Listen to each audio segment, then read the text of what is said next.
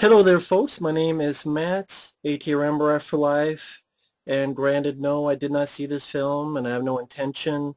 But the reason I'm doing this is kind of like with the RoboCop remake, which I also said I wasn't going to watch, but I ended up doing it for free. But this year I've learned my lesson. Um, Even for free, I'm not doing it. But a good friend of mine did, and I'm sure you don't get into, for folks out there, why all this and that. I'm going to let him take the floor. My good friend Mike, OCP Communications, who is the biggest Ghostbusters fan I know. I'm a big fan of the first two movies, but Mike is the number one Ghostbusters fan around here. Yeah, Go yeah. ahead, Mike. I saw this because, for one, I did this for my subscribers, for my fans, what few of them there are, just like I did for RoboCop. Well, And I'm not calling it RoboCop because it doesn't deserve to be called that. And I'm not calling this Ghostbusters either. It's Ballbusters because it's busting my balls. well, that's just because you're sexist. That's the only reason you You don't know, like the film, all right? okay, all That's right, supposed to no, be that's, that. that's a bunch of That's bullshit. a Ball busting is not just for women. Anybody can bust somebody's balls. Boys, girls, transgendered people, trans testicles, doesn't matter. Anybody can bust somebody's balls. well, people will go, well, why did you pay for this? I didn't pay for it. Exactly. What? I had a free movie ticket that my grandmother bought me, a handful of free movie tickets she got me for Christmas last year.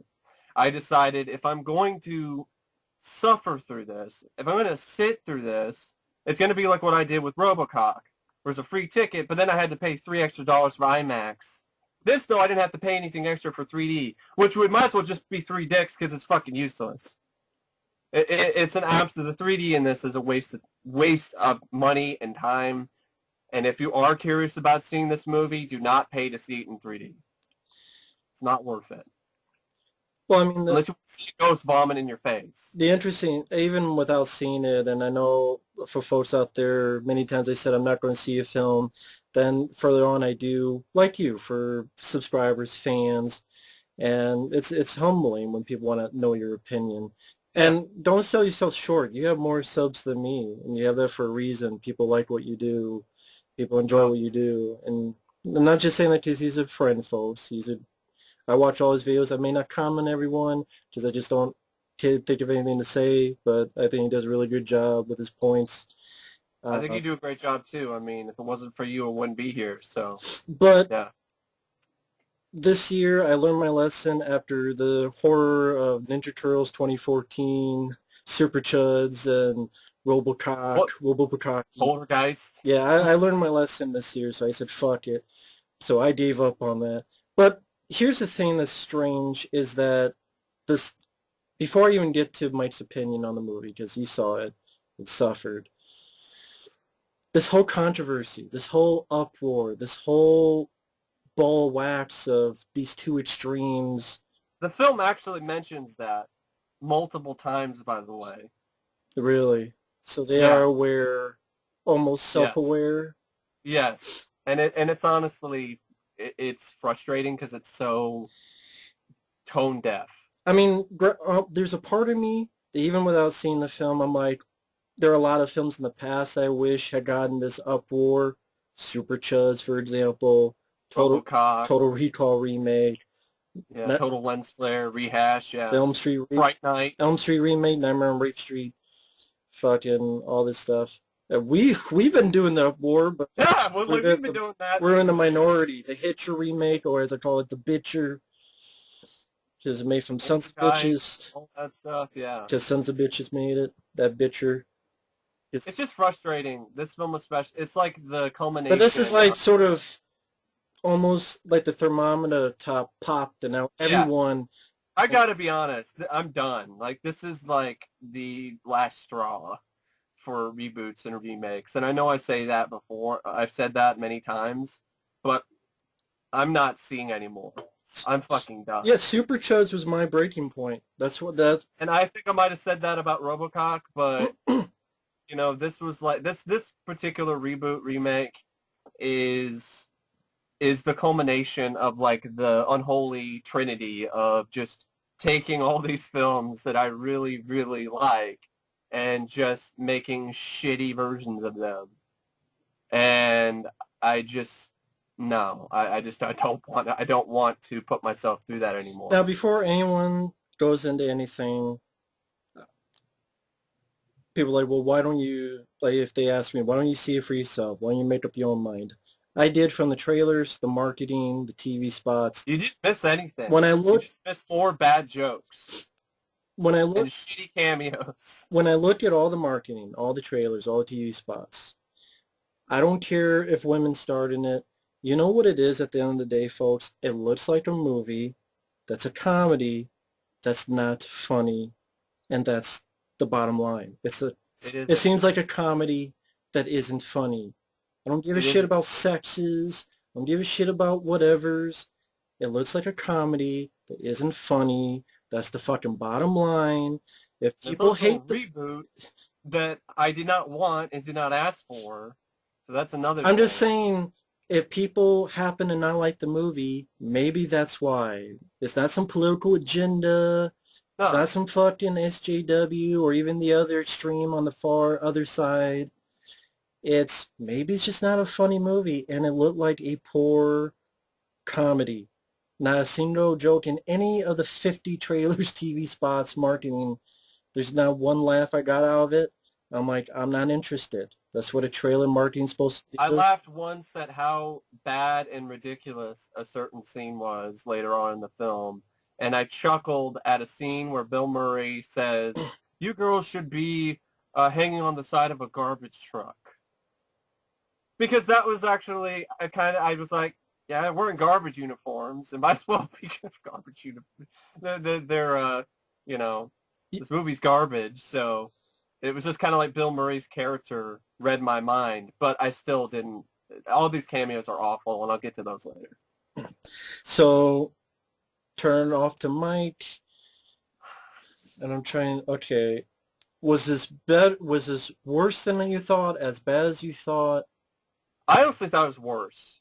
Like, usually when I see films in the theater, I don't take bathroom breaks even though I need to go. And that's because I'm actually engaged in the film. Well, that's not what happened here. Like, halfway through the film, I was just like, fuck it, I need a break. I need a break. Oh. And so I went in and, took a piss or left a piss, so to speak, and came back, and I didn't miss anything. Well, one quick thing for anyone who wants, again, I stress this because it seems like nowadays with this movie, you have to explain for like 50 minutes on shit because people will pull shit out of their ass. Like, yeah. The director, you have liked, as have I, some of his past movies. This is the worst film I've seen him direct. I have not seen Unaccompanied Minors. I haven't seen that. Folks, you're talking to a guy who enjoyed Bridesmaids. I didn't love it, but I did like it. And I think it's a lot better than this. But I did like The Heat and Spy. I really like The Heat. That's one of my favorite comedies of the past few years. And Spy surprised me. And I didn't like the trailers for Spy. So, well, there you go. This...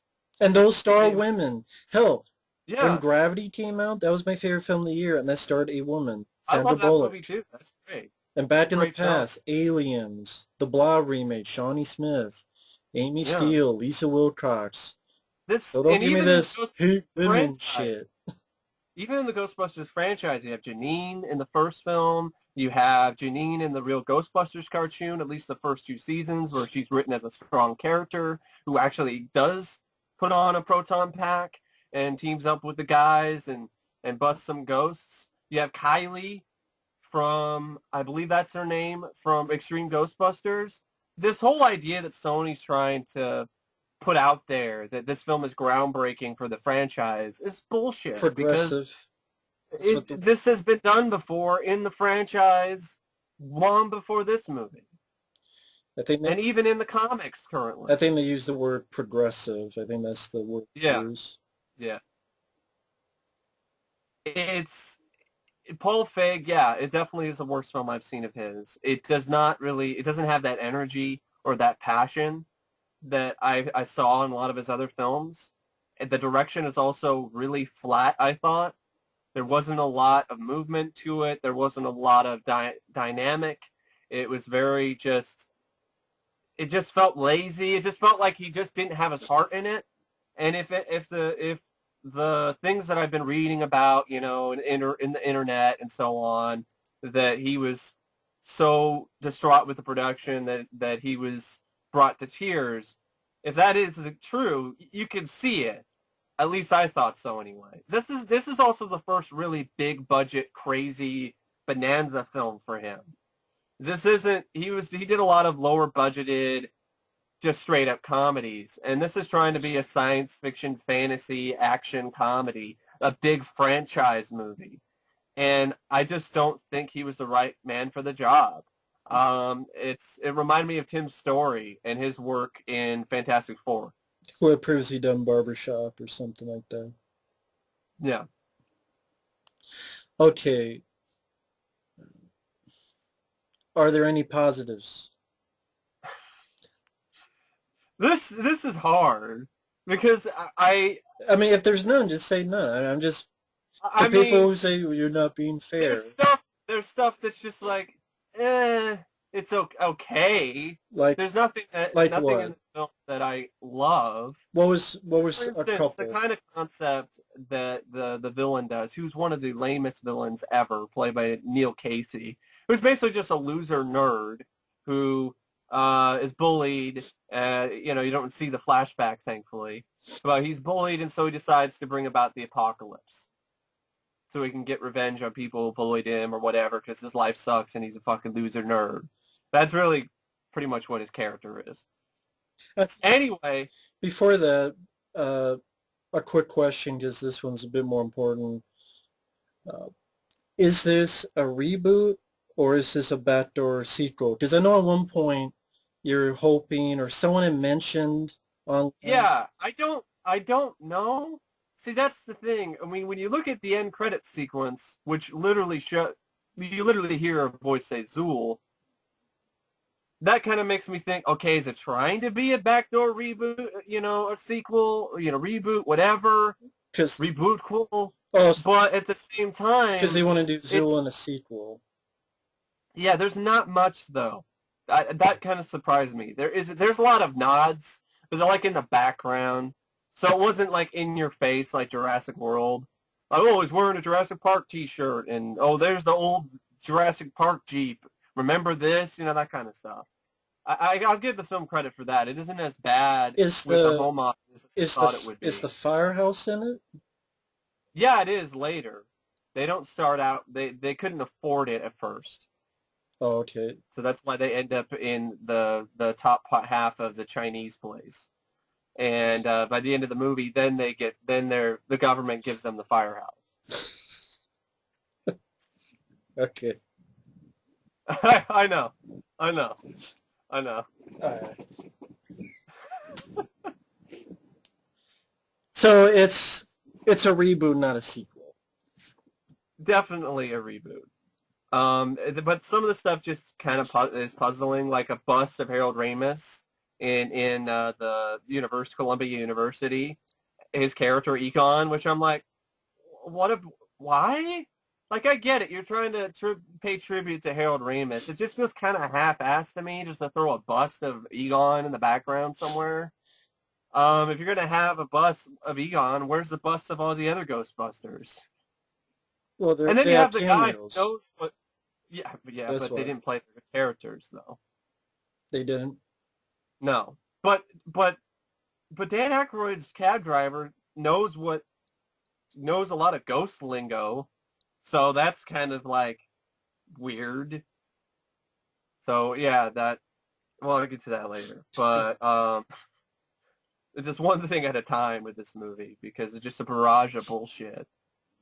Okay, what about it made Going back to the stuff that... You want me to go about the stuff that I thought was okay or whatever about the film?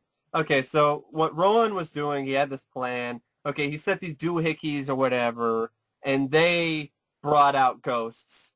And he was setting up these, like, machines along these ley lines, which are these places underneath the ground that are where there's a lot of telekinetic, ghost activity. And so I was like, okay, all right. So like X marks the spot, and he's setting up all these different machines to power this other bigger machine so we can bring about the apocalypse. All right. Okay. So instead of, the ghosts just appearing on their own, being attracted to the Ivo Shando building or something, or, that kind of activity, it's created by a man, it's man-made. So I was like, okay, it's kind of okay, but at the same time, it's like, oh, it's kind of lame too. It's just like a bunch of doohickeys. I'm like, okay, doohickeys compared to a bunch of things that just, I guess, just bring ghosts, compared to slime that is attracted to the negative energy and all of mankind. I think the slime is more interesting, if you ask me, than just a bunch of man-made machines that just bring ghosts and then power some other bigger machine to bring more ghosts. So it's like, it's the thing powered by ghosts? And I don't know. It's like, it just seems like they're like these... It sounds like they remade the 13 Ghosts. Because wasn't that a machine powered by ghosts, and they needed another ghost at the end? And I would definitely say I like that more than this. That's for sure. It was like the whole, I like 13 Ghosts. I like the movie too. That remake. See, that's a remake I like.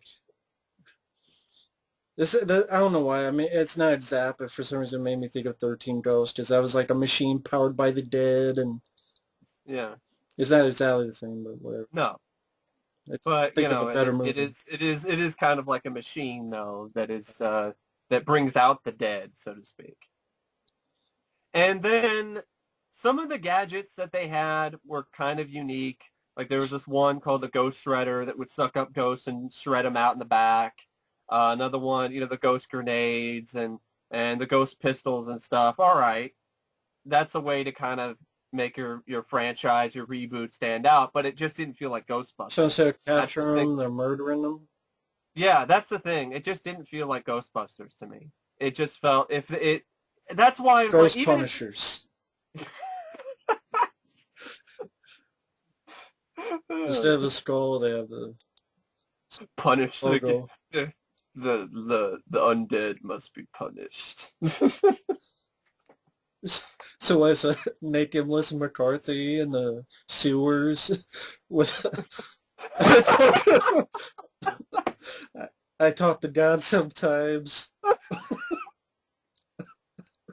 That's funnier than any joke I heard in this movie. Oh my God. For those who don't know, I'm referencing The Punisher from 1989 with Dolph Lundgren, where they did the Punishers. And they did the sewer.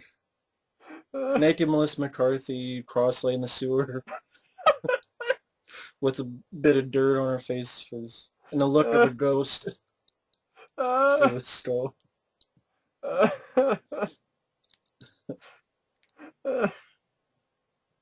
Thanks, I needed that, because this movie could not deliver a single laugh. Well, maybe a chuckle, but not a laugh. Just that image. That's great. Somebody should Photoshop that.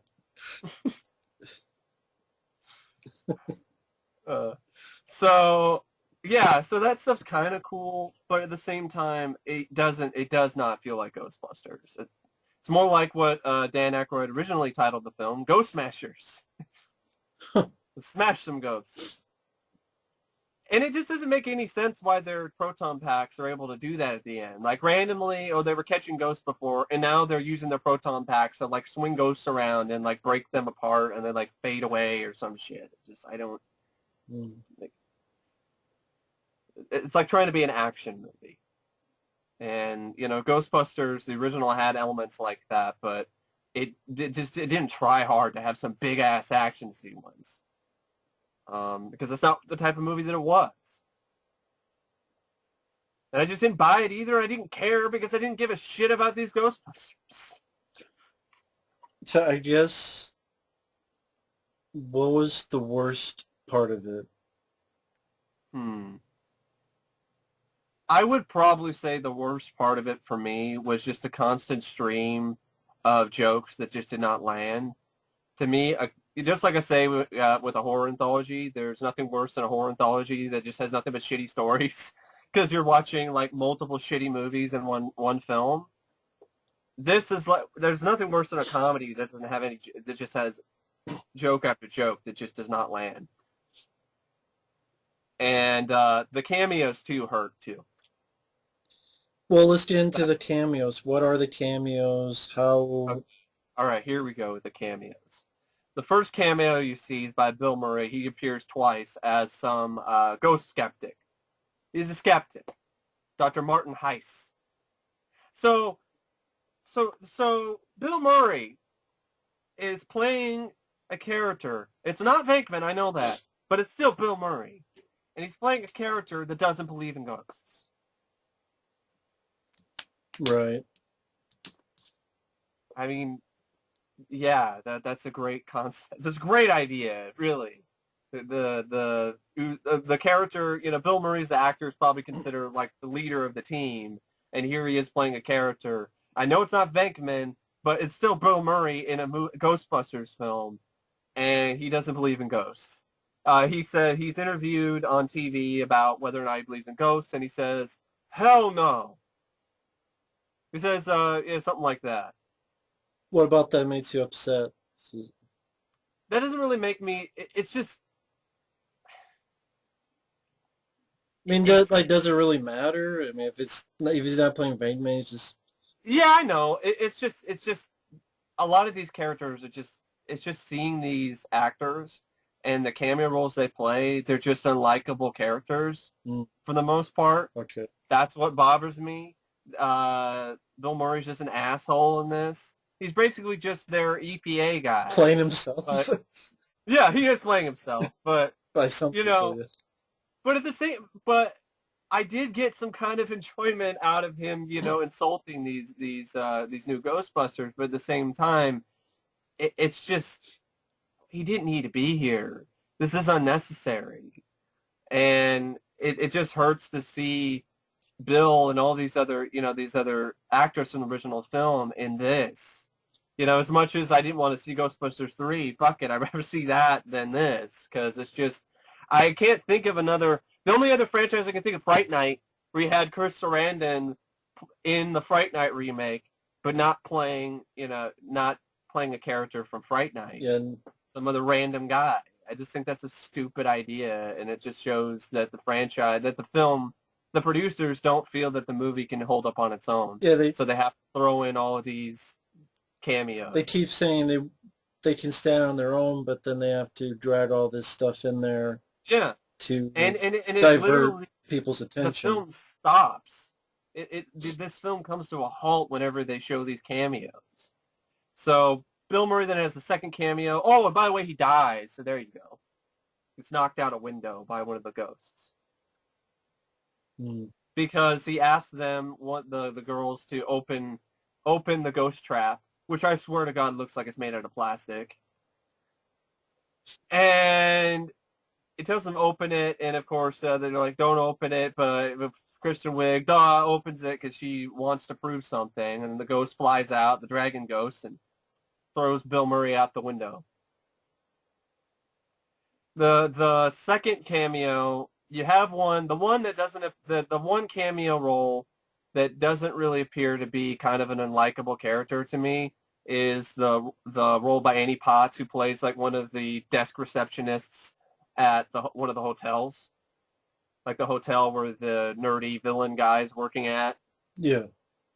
She's just doing her job and is kind of just, what do you want, that kind of thing, and basically saying things like, oh, that guy's, that guy, Rowan, like, yeah, he's, that freak, whatever, he's downstairs.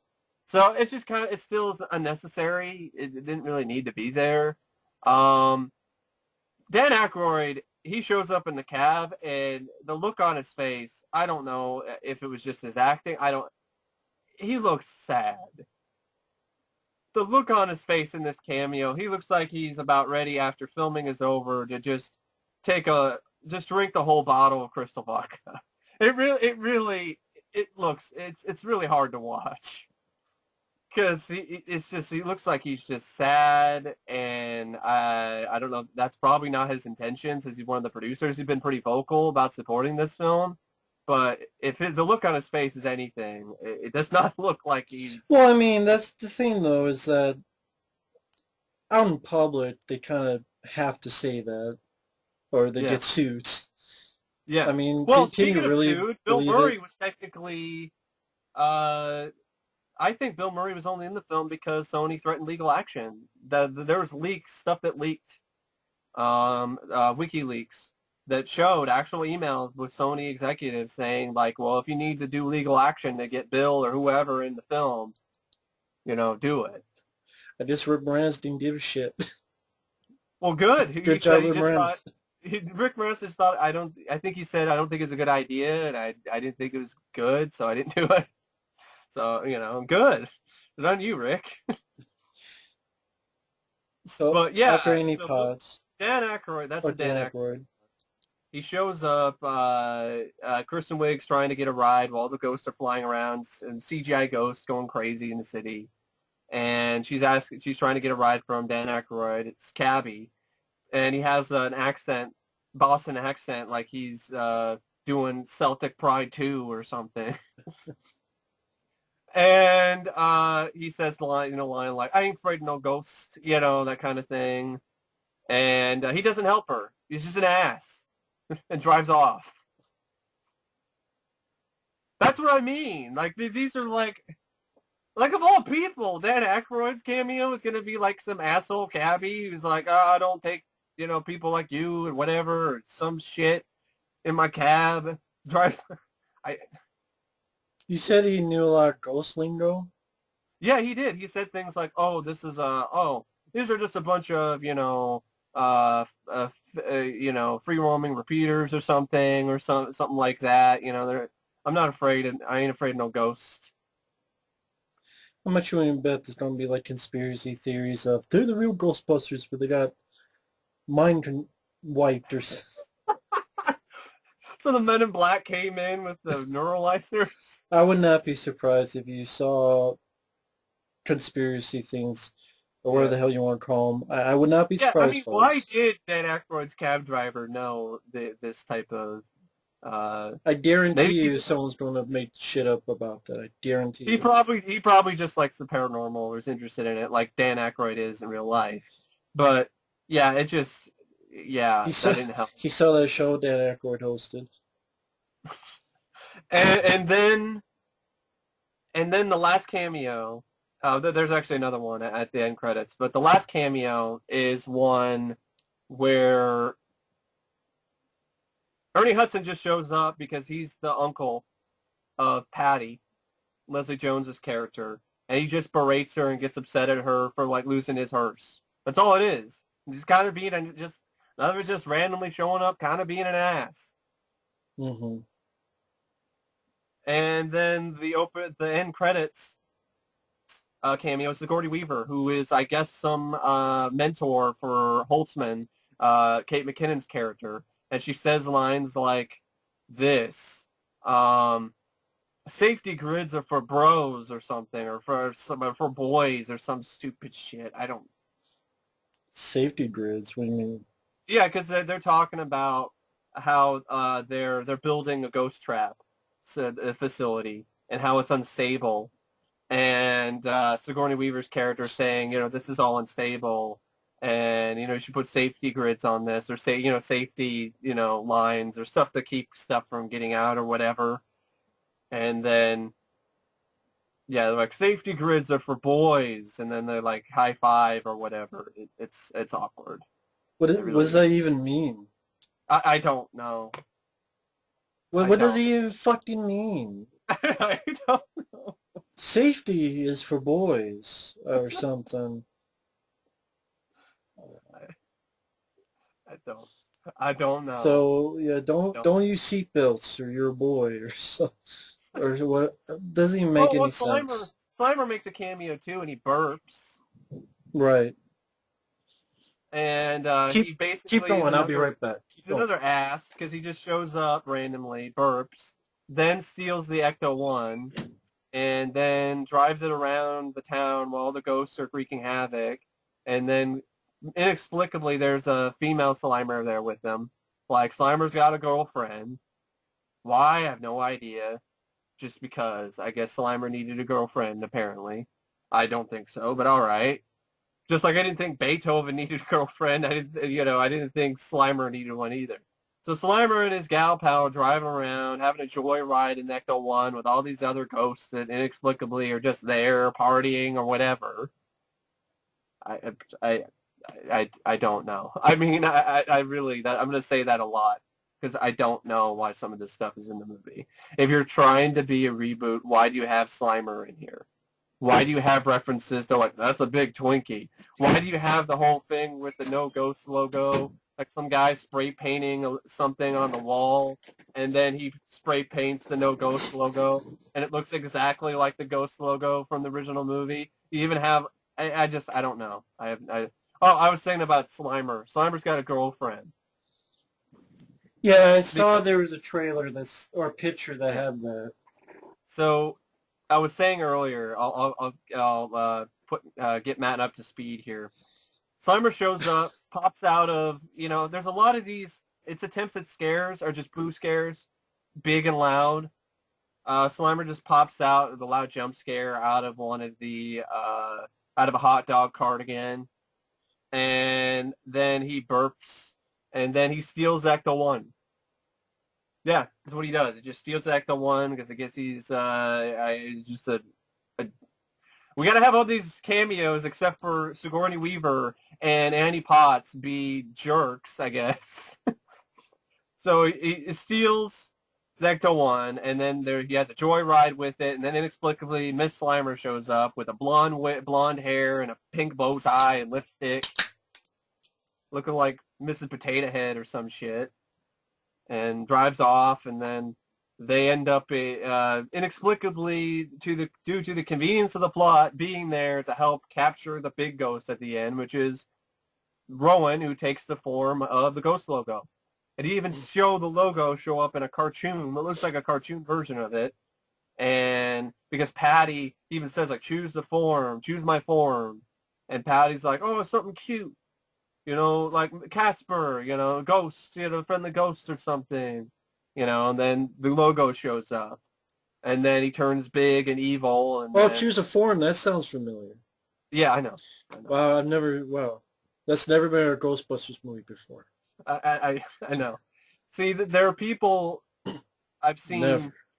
or it's fine if you like the film, but when I see reviews where they're praising this movie and then bashing Ghostbusters 2 and saying things like, well, that was a movie that ruined your childhood first, or that movie just rips off the first film, has the same plot, and then this movie pretty much has the same plot too. I'm sorry, if you're going to call it one way, you should definitely call it the same way when you see it in this movie. But yeah, this is in the past, and the 75% Rotten Tomatoes, and Ghostbusters 2 got like a 50.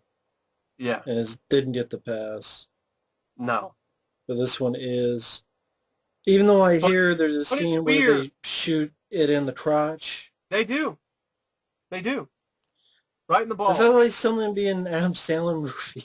I know. And speaking of that, as bad as Pixels was, I'd rather watch that than this, to be honest. Because at least that had that that one scene where they're shooting the video game characters with the shitty song choice, but still, that was better than anything in this, if you ask me. Well, they'd be like, "Whoa, you don't like when they're shooting the ghosts?" Not really, because we're talking about Ghostbusters here. They don't. I mean, yes, it's fine in a video game if I shoot ghosts and blow them up or whatever, but this is the movie. And they don't seem to, and they don't explain why their proton packs are able to do this. And I know, well, like that's a bit. But the thing is, Ghostbusters, almost thought it was a franchise. Yes, it was not, realistic. It's the name, ghost busting, not ghost killing, ghost annihilating, ghost fucking. It's ghost busting. Yeah. and but Yeah. I mean So that would be considered nitpick. I mean, yeah, I know it could, but it's just something that I it just noticed, and sounds like unfunny it doesn't shit. That's all. it doesn't feel like a Ghostbusters film. Because if they're just blasting, anybody can do that. I mean, any film can do that, and that's fine. Why call it Ghostbusters if you're just gonna just disintegrate ghosts? You It's know just what's funny is that if Adam Sandler had a movie where him and three other guys got together and shot something big in the dick, it would be lambasted and the movie would be called a piece of shit. But this sounds like just the past for some reason. I don't understand it either, and it's So, what's even more insulting about that scene is it's the ghost logo. So pretty much, it's shooting the franchise in the dick. so they're being honest. Apparently. So the four main Ghostbusters. Okay, all right. Now, this sounds like, and I'm going to take a guess, that even if you had four guys like Adam It would still Sandler, suck. The script is just terrible, if you ask me, by Katie Dippold and Paul Feig. so I don't know if all these jokes were improv. They were terrible. There were multiple references to better films than this, like Ghost, Dirty Dancing, a bunch of Patrick Swayze films, Roadhouse. a Roadhouse reference. Yeah, In I what don't. way? They just were referencing. They were talking about Abby, the character of Melissa McCarthy, was talking to these government guys about what happened to Bill Murray's character, and they said a ghost knocked him out the window, and they're saying like a ghost, and then she makes like a really awkward ghost movie reference, and then they just go on listing off Patrick Swayze movies, and one of them is Roadhouse, and Melissa McCarthy's character is, oh, Roadhouse, I love that movie. Hmm. They reference The Shining. Patty, Leslie Jones' character is like, oh, I better not turn around and see the two girls from The Shining, the twin girls from The Shining over here. Well, I already know they referenced The Exorcist based on the trailer. Yeah, the power of Patty compels you. Which is some lady in the audience was loving that, laughing her ass off. Okay, This was a 7 o'clock show, how was the folks. audience reaction when you saw it? Was there a lot of Other than this laughing? Was one there like, lady and maybe like a couple and another girl, no, I didn't hear any guys laughing. I'm just saying, I'm not trying to be sexist here, folks. I'm just saying, were there a lot this of is, people in the theater? no, there wasn't even 10 people in this theater in 7 o'clock show on opening So night. about 10 people. And Not even 10. not Not okay, even not 10. even 10, and it's like one lady loving it, and Yeah, pretty much. Yeah. Yep. so each of these four Ghostbusters, like, okay, Melissa McCarthy. She basically plays the Ray character. She's meant to be the heart of the team, but she's given all this techno babble to say. But unlike Dan Aykroyd, I didn't buy anything she was saying. That's the thing with a lot of these actresses. They may be really talented actresses and funny comedians, but not in this film, because for me personally, they had no chemistry with one another, which is very important with a film like this. Yeah. And they really felt like it just looked like they were actresses playing these roles. They didn't become these characters. I didn't buy them as these characters. And that's one of the many things that made the original work so well, is because Dan Aykroyd, Harold Ramis, Bill Murray, they became their characters. I didn't watch Ghostbusters 1984 and look at Bill Murray and his character Venkman and be like, oh, that's just Bill Murray playing Peter Venkman. No, it's like, that's Peter Venkman. And there just isn't that sort of seamless transition in with these actresses in this film. And I don't know if it's what they had to work with or whatever, but it just doesn't work. Kate McKinnon's character, I know a lot of people love her, to each their own. I did not care for her at all. She's just she really just annoying to me. She was just trying so hard to be quirky and weird, and it came across as so totally insincere to me because it just felt like she was forcing this comedy, forcing this quirkiness in here. It didn't feel natural. She was definitely playing a character.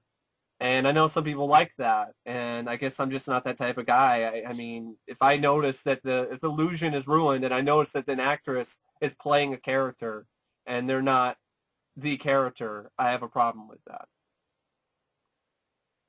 So I'll just go through all four of them. Okay, Melissa McCarthy. I guess out of all of them, she's probably the most likable character to me, the one I can stand the most, but she doesn't have that much to do, and her jokes are, for the most part, really lame, constantly referencing the wontons and so on. It's just the Chinese food jokes just didn't work for me. And yeah, she's definitely been better in other comedies and other Paul Feig films. And think about this too, folks. This is PG-13. Paul Feig was used to doing these R-rated raunchy comedies. And yeah, he's out of his comfort zone here. And you can tell. Sounds like it, yeah. So Kristen Wiig, she's just this kind of stick up her butt character who's just kind of awkward. And I guess she's supposed to be the Venkman character, but I really don't buy it. I don't even think there is a Venkman character here. She's just, she seems like she's just the type, I don't know. Her character did nothing for me because she was trying to get tenure at a college. Her dean, by the way, or the guy who's going to try to give her tenure, is played by Charles Dance. Yeah, he's in this. My sweet brother don't see. And the dragon ghost reminded me of the of the demon form that Numsy takes at the end of the Golden Child. But yeah. Yeah, roll Pal's ass when I find him. I'm gonna roll your ass till it bleeds.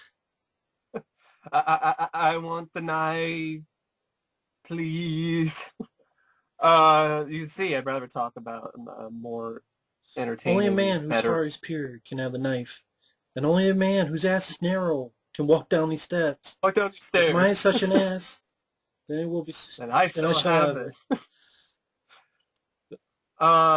Yeah, I didn't really care for Kristen Wiig's character. She was just kind of awkward, just fumbling over her own lines, and I just really wasn't much to her. It sounds like it. Kate McKinnon was just over the top and just not in a good way. She's dancing to Rhythm of the Night in one scene, like a goofball, just going lighting fire everywhere and lighting shit on fire and shit. And then you have a joke where Melissa McCarthy says, "Oh, I guess I'm sorry to debarge in." And I was just like, "Oh my god, wow, that's your joke." And then it continues with like, "Oh, it was by DeBarge? Well, I thought it was by like some other band or something." I'm like, "Fucking, oh my god, movie." There was a lot of moments like that where the jokes were just cringing. They just went on too long. There's one about, "Oh, now that the cat's out of the bag, oh, it's more like putting the cat back in the bag." No, I thought it was more like letting the cat out of the bag, and they just continue on and on and on for an uncomfortable length of time, talking about getting the cat in the bag or letting the cat out of the bag. I was just like, for fuck's sake, shut up. Really.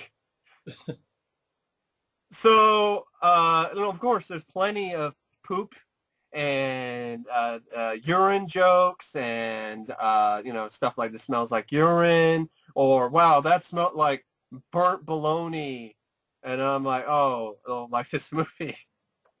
Burnt bologna. And garbage. Yeah. And so they're trying to do that Joe like smell like burnt dog or whatever at the end of dog hair or something, yeah. But bologna. There's even a joke that they reference with Rowan. He's one of the janitors. So they said, "Oh, hey, Rowan, we got a toilet problem, over somewhere you need to clean up. It's of biblical proportions or something like that. It's biblical. Mm-hmm. Biblically bad. Yeah. There's a lot of stuff Yeah, I like got no that. words for that. They make really half-assed references to So a bunch of toilet the jokes and others. there's a fart joke where they listen to an EVP and what is a fart? It's a fart recorded onto an EVP, and then they laugh and joke around, and then Kate McKinnon says, "Oh, I think that came from the front." Like, yeah, we already did that joke in Bridesmaids. Did they? Why are you? I didn't see Bryce. Because that's the whole one where Melissa McCarthy's all like, I'm sorry because she burps and farts at the same time, and she's like, I'm sorry, I don't know, I'm not really confident to which end that came from. So it's basically kind of the same joke. So explain one more time what happens in the scene so I can comprehend. So They look at Kate EP. McKinnon goes to the lab at some other college that Kate McKinnon's character, Dr. Jillian Holtzman, and Dr. Abby Yates and Melissa McCarthy's character are working at, and they're tinkering with some stuff, and Kristen Wiig goes over there because she realized that the book that she wrote with Melissa McCarthy's character used to be a friend of hers, is now online, is being published, and she's like, no, this is going to hurt my tenure because people think I'm, a joke or whatever. And she tries to go to the lab to try to get Abby to, like, take the book off Amazon and so on. So she goes in, and they basically show her Amazon plug. an EV. There's a lot of that. There's a lot of YouTube There's the YouTube comments. Yeah, they actually point out YouTube comments in this scene where they say, oh, don't worry about that. Oh, they look at a comment and they read one where they're like, oh, bitches ain't be catching no ghosts, something like that. Because we bitches know ain't a word. But, I ain't afraid of no ghosts. But at the same time... Well, I ain't afraid of good movies. You ain't afraid of good movies? I'm not afraid of good movies either. I'm definitely afraid of movies like this. So. But this movie is afraid. Yeah. Movie's afraid. Of being good. So, no, I was saying before, so it's an EVP and it's a fart. That's all it is. It's a fart. 75% fresh on Rotten Tomatoes. There you go. That's what the critics love today. They love their fart jokes. Maybe that. That's all. Maybe the brain farted out of their ass. So yeah, I don't give a shit. This sounds fucking stupid. Just like the Super Chuds, which has Mikey farting on his brother's faces and boner jokes. If Michael Bay made the same fucking movie, I don't know if it'd get a 75%. At least I can say it was Super Chuds. It didn't get 75% fresh. And there's a lot of ectoplasm too, which might as well just be ghost jizz. I don't remember ghosts. I know it's their own movie. They're trying to be their own thing. But it's just the point where it's just ridiculous. It's just every time they get in contact or smack a ghost around, except near the end of the movie, the ectoplasm then just miraculously disappears. But with one ghost that they encounter in the subway, who is like a guy who was electrocuted, so he looks like, so I'm like, oh, so it's like one of the Scoleri brothers, but it's not as interesting to look at or as cool with its, crazy over-the-top style. Oh, great. Electricity ghost, really? Mm-hmm. So this ghost gets hit by a train, and it sends all this ectoplasm everywhere, all over everybody. And of course, you also have the stuff with the scene that you saw in the trailer where the ghost pukes on Kristen Wiig. Mm-hmm. And there's a lot of product placement. Papa John's, that's a pretty big one. You have stuff where they throw out Pringles. Yeah, there's a whole joke, like when they're looking at this ghost that looks a lot like the library ghost, but looks like something out of the Haunted Mansion ride. Or the Haunted Mansion movie. Eating these Pringles like it's some great joke.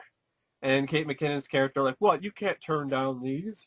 I'm like, Pringles suck, and you're eating plain Pringles. Like, I can eat Pringles, but I'm not like, oh man, I can't resist some Pringles.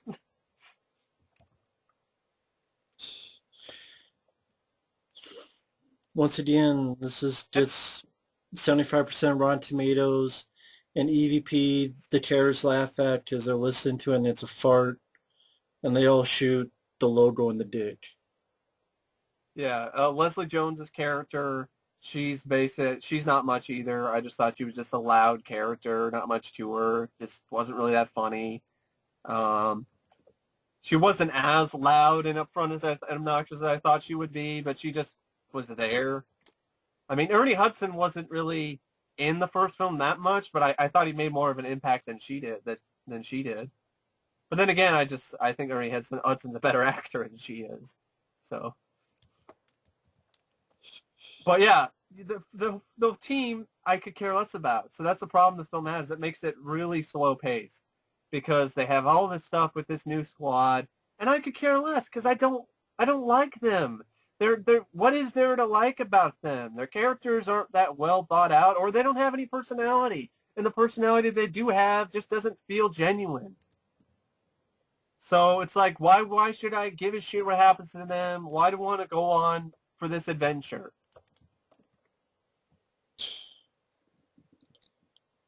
I have no idea. Oh yeah, Chris Hemsworth's character is just useless. He's basically a himbo. It's pretty much what he is. He's a male bimbo. Sounds like it. And the film is essentially pretty much, it starts out similar to the first film, but just done it's not subtle at all. And that's another thing the film has. It's not subtle at all. It's about as subtle as a brick to the face with its comedy or with its attempts at trying to scare you or trying to do something supernatural. A lot of ooze and slime and ghosts puking on you and so on, and yeah. So, and then like some big giant CGI craziness of a finale, which, I didn't give a shit about. There was all this shit happening. I could care less because I didn't care about anybody in the movie. I'm sorry. I just can't help it. I'm stuck on this. Folks, this is a movie that just from hearing about it, your Ghostbusters laugh at an EVP that's a fart, Yeah. and they shoot the logo in the dick. Uh-huh. And this is good laughs and good reviews in today's age? What am I missing? Yes. Folks out there, what am I missing to go see this movie? What am I missing as I'm listening to my friend Mike here? What am I missing? This gets a 75%. While films like Golden Child and Ghostbusters 2, which didn't need fart jokes and shooting people in the dick for laughs, they actually used something called wit and humor and likable characters. I agree. Oh, you haven't seen it. I've heard enough. I've seen enough from every piece of marketing. And even Mike just said earlier that I'm not missing much if I've seen the marketing. Except more jokes about farting EVPs and shooting ghosts in the dick. Chinese food jokes, more awkward and plugs stuff, to Amazon, YouTube, 7-Eleven. And being whiny. Yeah. YouTube. Yeah. Not missing much, really. It opens up, and like going back to this, I have to point this out because this was and it was already. This is kind of funny because before the film even started, there was an issue with the film because I was watching the movie in the theater at Cinetopia, and after the regular trailers were fine, when it got to the 3D trailers, like for Suicide Squad, everything was green and pink, like the Joker's colors.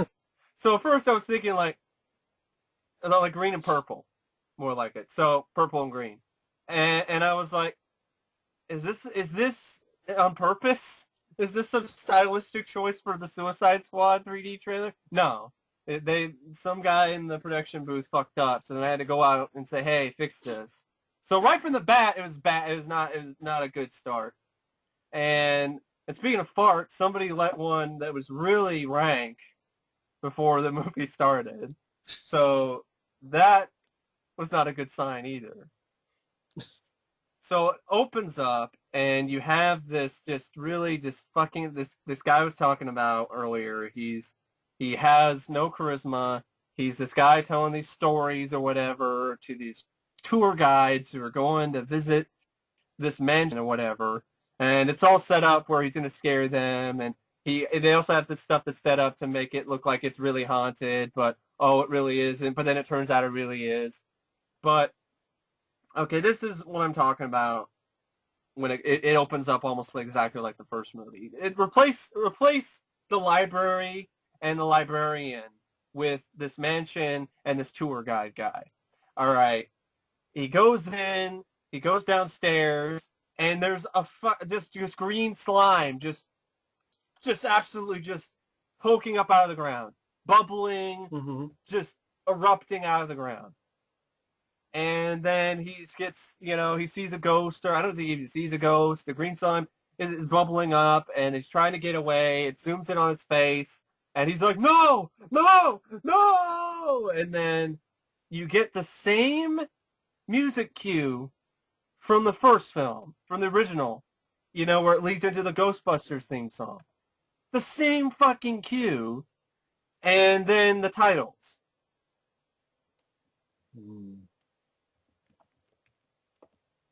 So that didn't jive well with me from the beginning of the movie.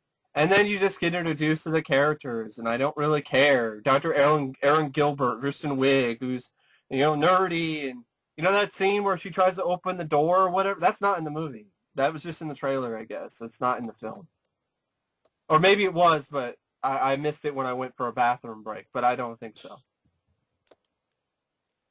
Ed Begley Jr. shows up, says he loves this book that she wrote with Melissa McCarthy. She's all like, no, that's stupid or whatever, and so on. There's even a scene where, so Kristen Wiig, she goes in with Melissa McCarthy, Kate McKinnon, goes to the mansion to check out the ghost. That's where you get the thing where the ghost pukes on her, and she says like that went in every crack. That particular line of dialogue, which is such a winner. And then a video uploads on YouTube where she's all like screaming, covered in slime, saying, "Ghosts are real! Ghosts are real!" And then Charles Dance fires her. She then goes in and basically teams up with the other girls, Kate McKinnon and Melissa McCarthy, and they decide, okay, let's try to do something more, maybe try to see if we can catch ghosts. But that doesn't happen until after Abby and Jillian, they get fired from their university. And in this scene, the guy, the dean, he literally just flips off the camera multiple times. He just goes like, with the middle finger. Because he's a man, and men are bad.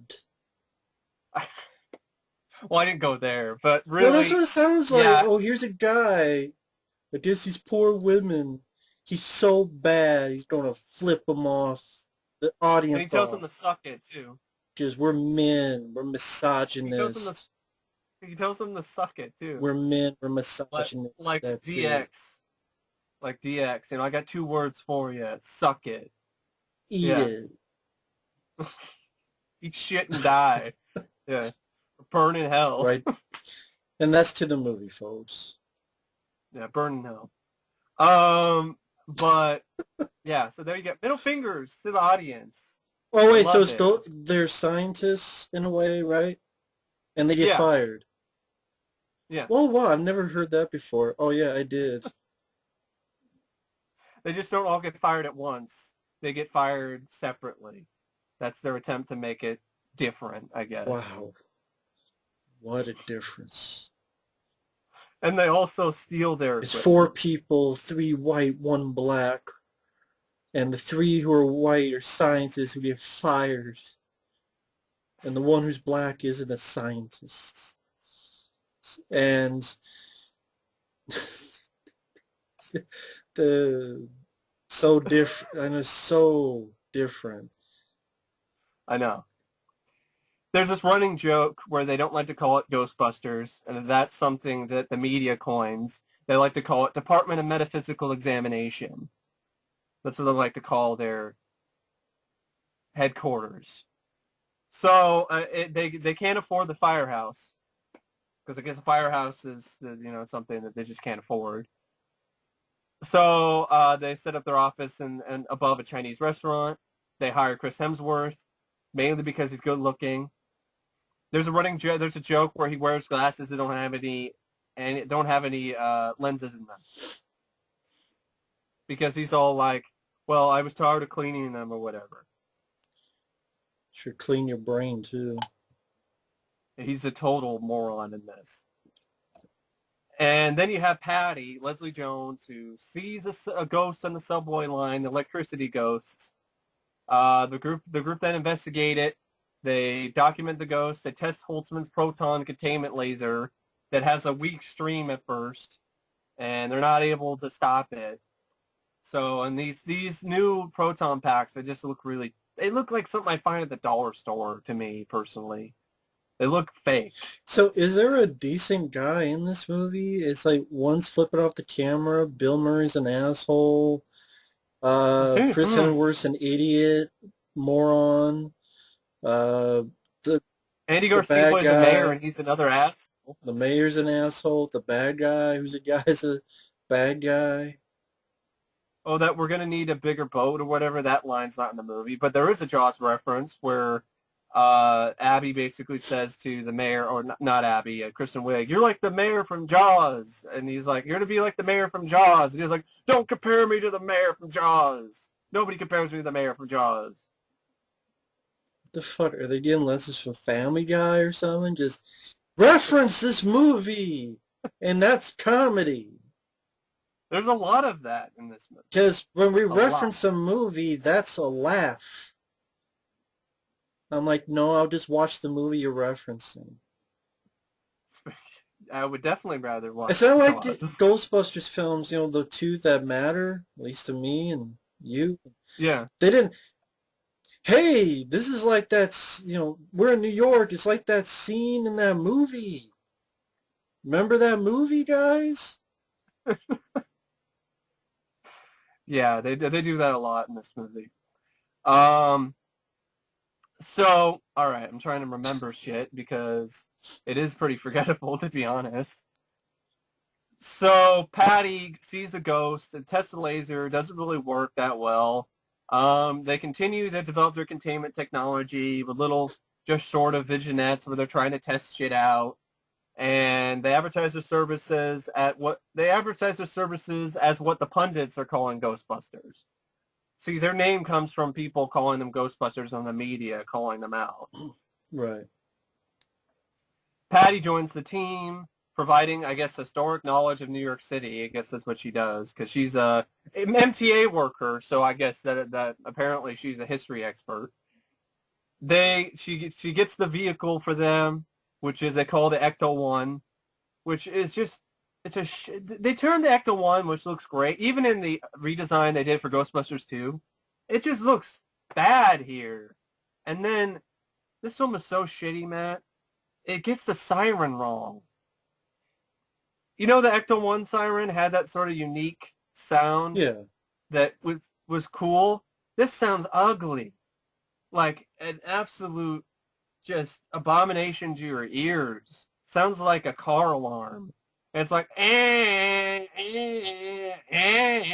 something like that. It's really bad. It really is. But some people are like, oh, that's a nitpick. But I'm like, the Ecto-1 is every bit as iconic as everything else when it comes to the film for me, to Ghostbusters. Yeah, you could have just reused the sound. I would have been fine with that. That's one thing where you actually, I don't know, take something from the other films that I would be fine with. So, unknown to them, ghosts are being summoned by devices built by Rowan, this weak-ass villain who all he does is he just says shit. That's all he does. He says things that just, I guess, add to the plot. It's exposition man. Exposition villain. He's into the occult, and he wants to bring about the apocalypse. And so Rowan plants all these devices. He plants one at a music venue. The Ghostbusters are called in. They capture the dangerous spirit in front of hundreds of people, which is where you see the dragon ghost, which looks like shit if honestly, if you ask me. They even bash metal. Really, there's like this music sucks, or that's why the ghost is so upset. So if you like metal, this movie's like, fuck you too. Yeah, because you have that uncomfortable, take a selfie with a ghost joke. The lead singer guy gets smashed into a bunch of speakers by the ghost, but then comes back up later and starts like jamming again. Like nothing's, like he's fine. Oh, and there's a cameo by Ozzy Osbourne who says, mentions Sharon or whatever. Why? I have no idea. I don't know why the cameo by Ozzy Osbourne is there. I mean, I keep saying I don't know, and that's like, like that scene in the original Ghostbusters, like, where are we going to find that kind of money or whatever? It's like, I don't know. I don't know. No. I don't know. That's pretty much my response for a lot of this stuff. That's where you have the uncomfortable scene where Patty jumps in tries to get a help from the crowd to, carry her, and she gets dropped, and she's all like, I don't know if it's a lady thing, or whatever, a race thing or a lady thing, but I'm mad as hell. And it's like, this is what I'm talking about by humor that's as subtle as a brick to the face. Just, bam, laugh, damn it. Laugh, or a slap to the face. Because apparently, I guess slaps to the faces expel ghosts out of people now. You don't need an exorcism. Just slap somebody as hard as you can in the face. And say say the power of your name compels you, or whatever. Mm-hmm. Bullshit. Bill Murray comes in. He doesn't believe that they captured these ghosts. Then he gets thrown out the window. The Ghostbusters are brought in to see the mayor. Then you have this whole thing where they're saying, we have to make it look like you're all frauds in order to make it sure people don't go panic, and so there's no mass hysteria. And then they realize that Rowan's planning these devices against ley lines, and then it leads to that intersect at the hotel he's working at, and a site that had paranormal activity in it. And Michael McDonald, from Mad TV, he's in this. He was also in The Heat as the guy who loved knives and stuff.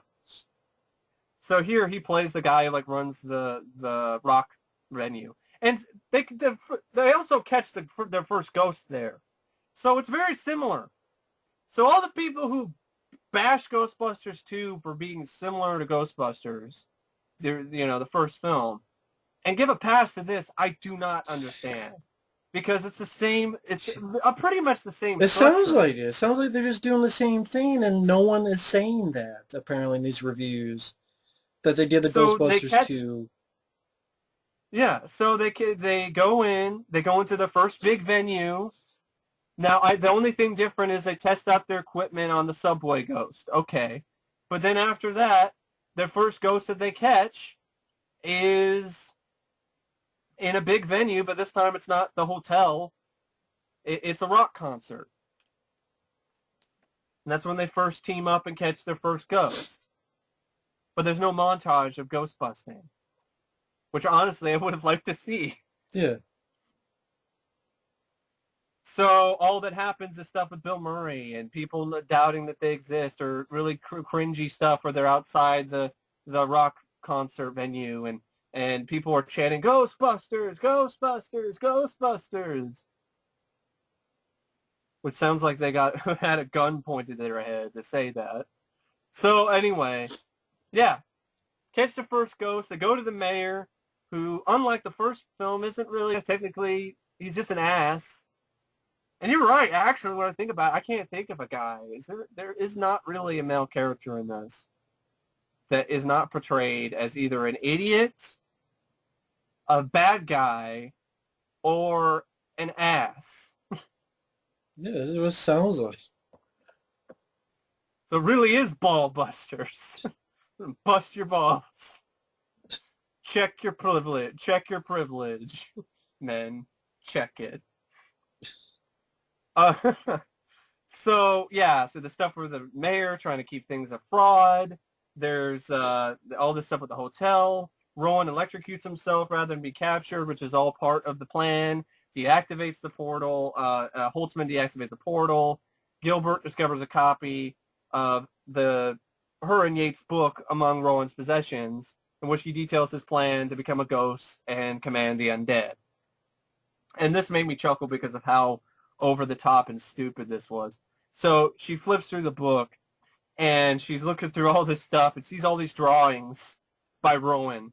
And each one gets progressively more, let's just say, ridiculous.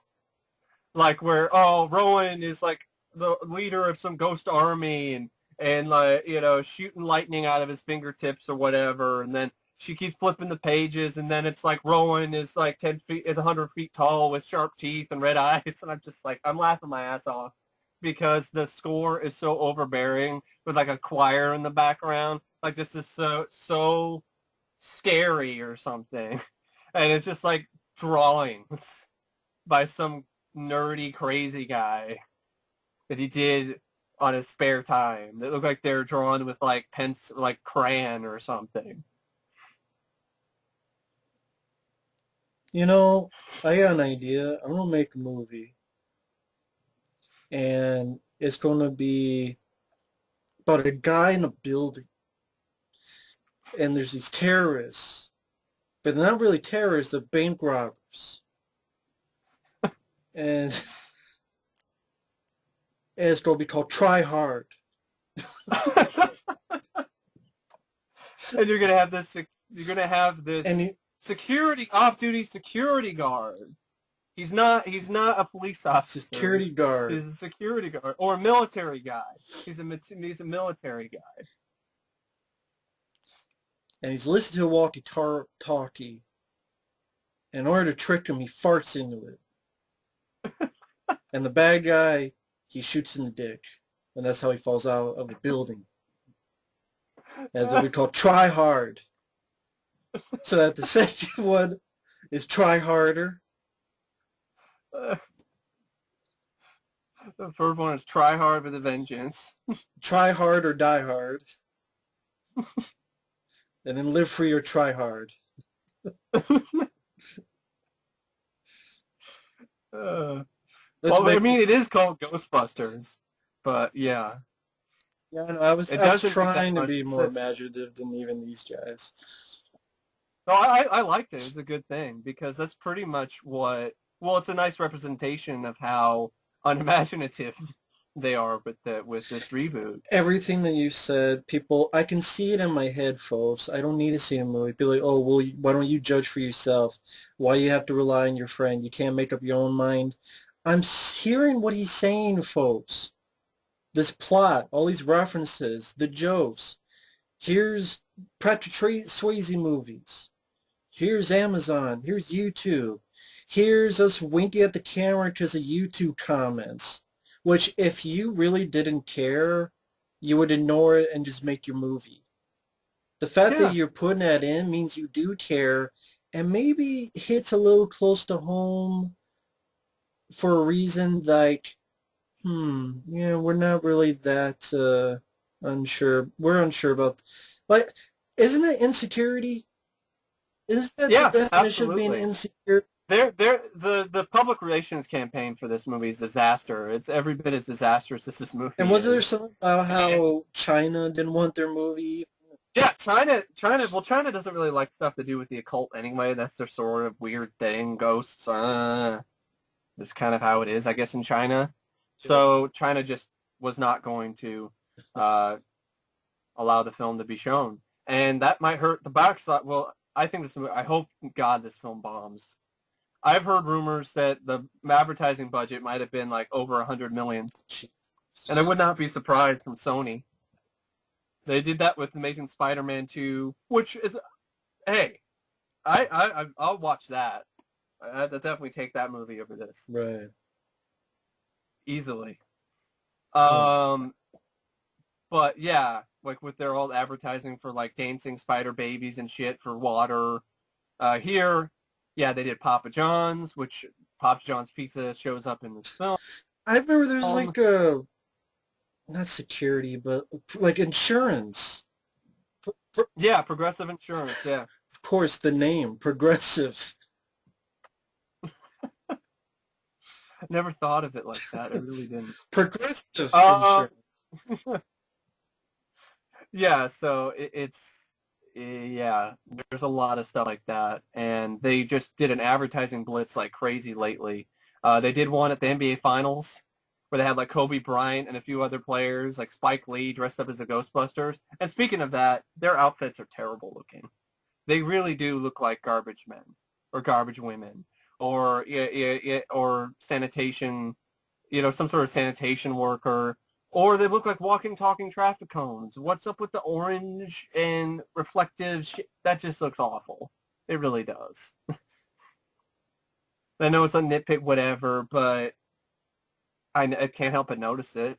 It's just it's an eyesore. But yeah, they were that desperate. Let's get guys, NBA Finals. Let's have Papa John's himself dress up like a Ghostbuster. Let's give free rides via Uber in the Ecto One. So we get to before you get to that, you were trying to mention this. I would not be surprised if this was a hit because this sounds as bad to me as the Super Chuds movie, and that was a big hit. I've seen it's tracking at the most from some people to make like a $40-50 million box office, and it's competing against Secret Life of Pets, which did a really crazy box office last Right. week. And then after this, it's going to compete with Star Trek Beyond. And I think I can safely say Star Trek Beyond is going to kick its ass. I mean, maybe even just because I hate to say this kind of stuff, the last movie of so-and-so actor before he died, but that kind of does get people to go see films. So, well, yeah, I mean, the actor. Yeah.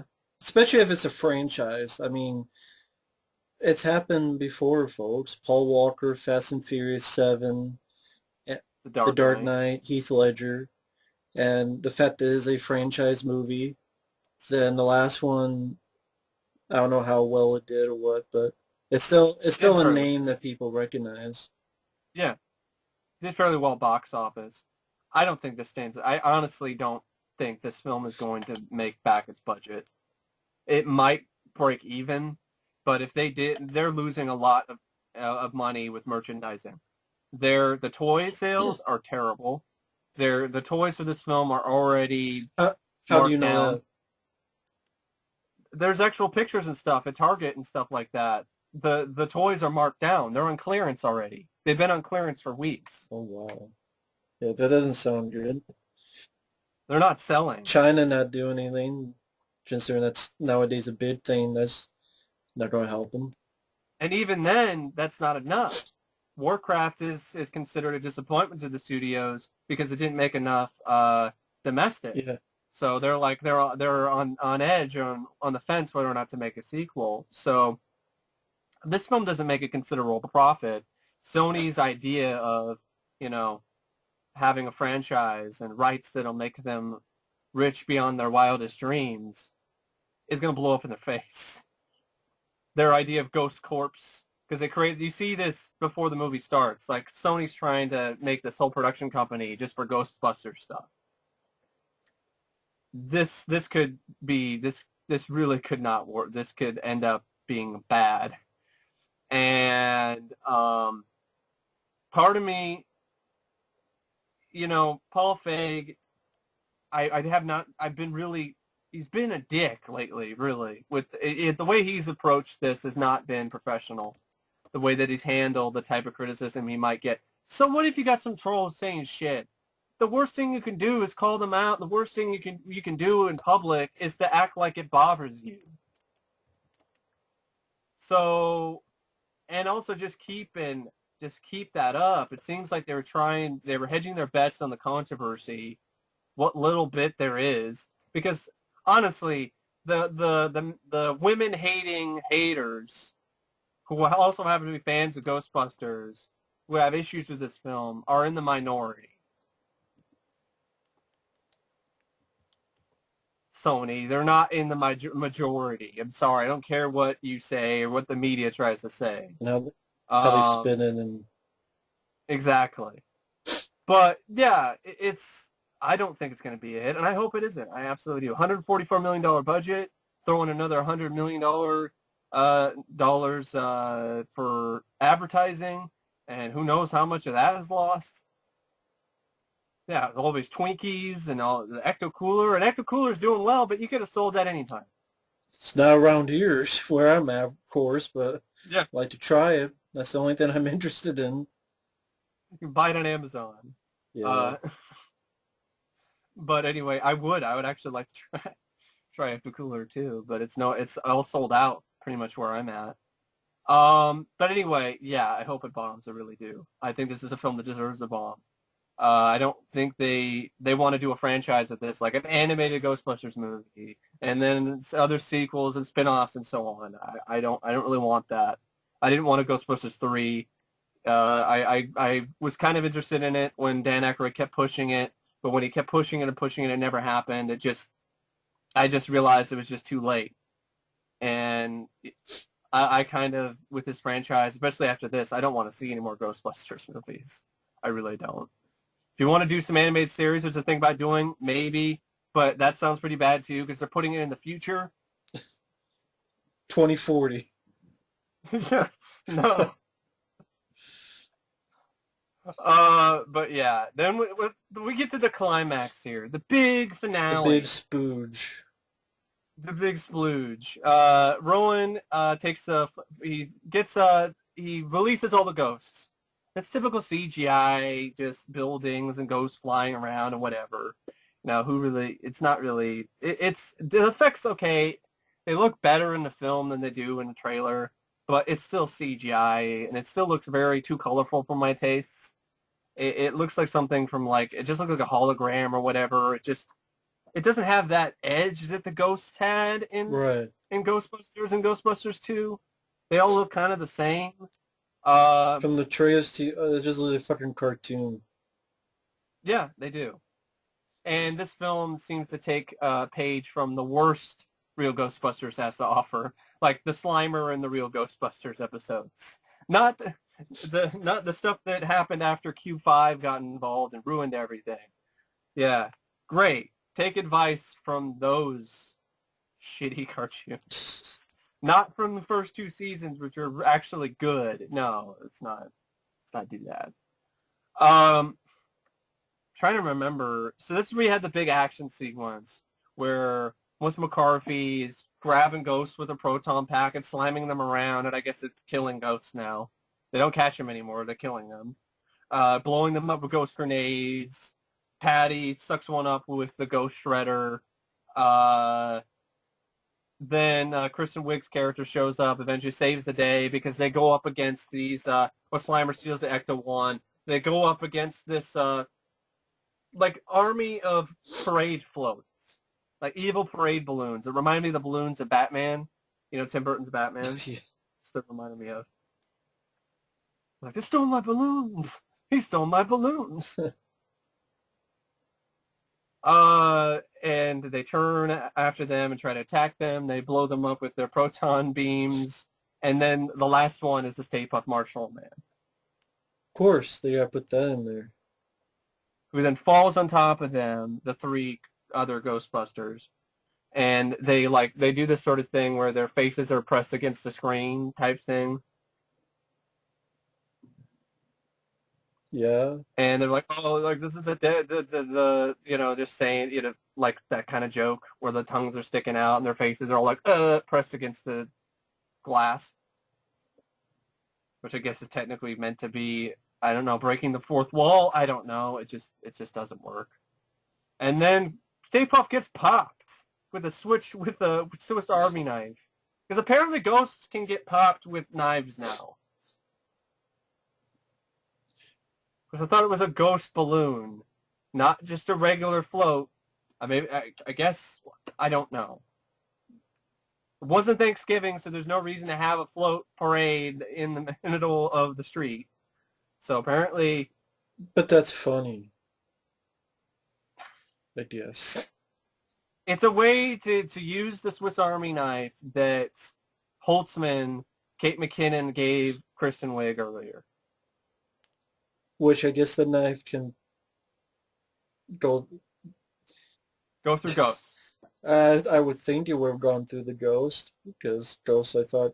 Well, I mean, I guess it can puncture ghosts and pop. I guess. As long as it's a ghost balloon. At least as long as it's a ghost balloon, it'll work. So did a ghost take over a balloon? No, these balloons showed up and chased after them. Were the balloons there earlier? No. Just out of the blue, just balloons. Yeah. Not even building up to balloons. No. Why did they need to be balloons in the first place then? So we can have Stay Puft Marshall mad. She did need to be a balloon in the first movie for him to show up. What about these tall fucking ghosts you see in the trailer? They just show up. They show up. So why couldn't you just have the Stay Puft just show up with this instead of this balloon shit? Just balloons, that's it. Oh, because we don't know how to stop them, and we can't have a big scene with that, because that'd also be exactly like the first one. So, well, they do that anyway with Rowan when he takes the form of the giant. That's what I mean. They can't do that twice in the same movie. So, yeah, we'll just take them, do this so that give an excuse to use the knife and not have the big showdown 2 times in a row. Oh, and Holtzman had her own scene where she takes out. Even though the thing about the Stay Puft and the logo kind of look the same as they do. If one had a hat and a little and a bow tie. That's it. Yeah. And Holtzman has her own action sequence where she's doing flips and stuff and shooting at these ghosts and blowing them up. And she says, like, you just got Holtzman. Like, that's her badass line. I'm like, we go from, let's show this prehistoric bitch how we do things downtown. You got Holtzman. Wow, such a badass. Tagline in the movie, you've been fucked. So yeah, you have that stuff with the balloons. There's like a really tall Puritan ghost, and you have really lame, typical, like, a lot of these jokes are kind of predictable. Like, are you going to make a joke where it's like, oh, you're a Puritan, you shouldn't do this, or whatever, this is not Puritan behavior. I'm like, yeah? Oh, great, really? You are going to go there. All right. So they mess up with that ghost, and then I don't care. There's a lot of this shit going on, but I don't give a shit because I don't like these Ghostbusters. They didn't give me a reason to care about them. Even the 3 people on Amco News gave us a good review. What the fuck? Of course, the Talk Bash, they're like, what the fuck? She says, well... I know people, if you like the film, it's fine. Just everything I'm Aaron hearing... the Head gave it a good review, too, I think. That's fine if you like it, but Joe Blow. Everything I'm hearing, I'm like, I don't get this Winota. It's not. After everything I've seen, because let's face it, they've had like 100 fucking clips, trailers. And then he had the Reddit leak, the Reddit plot leak. That's right. That is absolutely right. That guy who leaked the plot when he said he worked on the film, right? Like, yeah, he's absolutely like he was an effects guy or something. Yeah, he was absolutely correct. And he didn't like it. Like, he was. I do remember that Reddit. He was like this was shit. It was a Reddit or a 4chan post, but yeah, he was right. And he worked on the film. Oh my god! Nothing. I know people say like this is this year's Fan Four Stick, but I'm like, this makes Fan Four Stick look like a masterpiece. Yeah, I didn't hate that movie to I don't begin remember with. Fan Four Stick having stuff about farts and dicks, and that'd be like if the thing pulled his pants down and here's my dick made of rock. Let's measure it. Oh, there's even a scene where Chris Hemsworth they made a sort of joke like pull it out, like she's like pull out your, you know, pull out your Hammer. pull out your dick. Pull out your Thor's hammer. And his character gets possessed, of course, like you saw in the trailer. He gets possessed by Rowan. Yeah, I mean, I guess from the trailer. And he's the one that turns on all of the things and whatever, and sends all the ghosts everywhere. He makes all the soldiers and people just stop. I mean, like the first movie when they shut it off. Yeah, but this time it's turned on. The guy gets possessed and gets turned on. Yeah. Just like, Rick Moranis and Sigourney Weaver were possessed. Mm-hmm. There was one rumor, I guess this wasn't it, the cops dancing thing. That happens at the end credits. What? Well, I guess, I'm sorry, folks, I jumped the gun. I guess I should have waited. Cops dancing. He does stop them in mid sort of a pose. He stops them what looks like a really bad dated 70s disco dancing pose. The kind of thing that, Disco Express, the kind of thing where the kind of dancing that Ed O'Neill would do in Ford Fairlane. Booty time. Booty time. USA. Across the USA. Bust my balls. It's exactly bust my balls. But yeah, so. And that was a film that I hated on a lot for being misogynist, apparently, and that's a funnier movie than any fucking thing I've heard about this. This is an example of politically correct comedy just being absolutely unfunny. And even the stuff they try to do that isn't politically correct or whatever is just crass. It sounds like a comedy that would be in the future of Idiocracy. Yeah. Yeah. Yeah. Yeah, that's a good way to put it. So you have the climax, the ghosts are flying around, the Ghostbusters, ballbusters are destroying ghosts, really, just killing ghosts.